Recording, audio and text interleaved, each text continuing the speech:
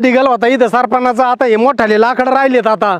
हा हा नाही चांगलंय चांगलंय. आता कोणाला तरी बघावं लागन आणि हे लाकड फोडून कोणाला बघायची गरज नाही, एकट्याने काम करायचे. एकट्याने. हा मी मारू का काय? स्वयंपाक मी करू, धुणे भांडे मी करू. ते जाऊ द्या, ते तर तो रोजच करीत आहे तुम्ही. माझी बहीण येऊ राहिली. तुझी बहीण येऊन राहिली? ऐगो हे सोडलं का म्हणून लाकूड? कोणती?